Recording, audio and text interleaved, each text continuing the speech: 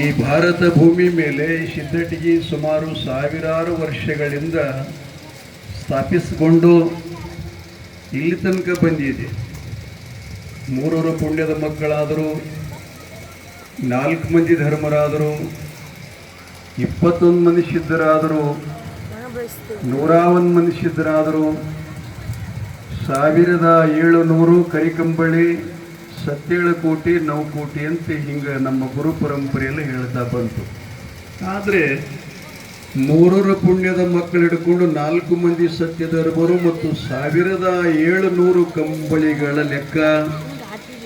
ಈ ಮಠಗಳು ಇಂಥಲ್ಲಿ ಅದಾವ. ಈ ಮಠಗಳು ಇದೇ ಶಾಖದ ಇದೇ ಧರ್ಮರ ವಂಶ ಪರಂಪರೆ ಅನ್ನುವುದನ್ನು ಯಾರಾದರೂ ಈ ದೇಶದಲ್ಲಿ ತೋರಿಸಿಕೊಟ್ಟವರಾಗಿದ್ದರೆ ಮುಮ್ಮೆಟ್ಟ ಗುಡ್ಡದ ಎಡಭಾಗದಲ್ಲಿ ಸಿದ್ಧಾಶ್ರಮವನ್ನು ಕಟ್ಟಿ ಜ್ಞಾನ ಮತ್ತು ಅನ್ನದ ಹರಿಕಾರನಾದಂಥ ಪರಮ ಪೂಜ್ಯ ಲಿಂಗೈಕ್ಯ ಶ್ರೋತ್ರಿಯ ಬ್ರಹ್ಮನಿಷ್ಠ ಸದ್ಗುರು ಸಿದ್ಧರತ್ನ ಮದಗುಂಡೇಶ್ವರಪ್ಪಾಜಿಯವರನ್ನು ಹೇಳ್ತಾ ಇದ್ದೀವಿ.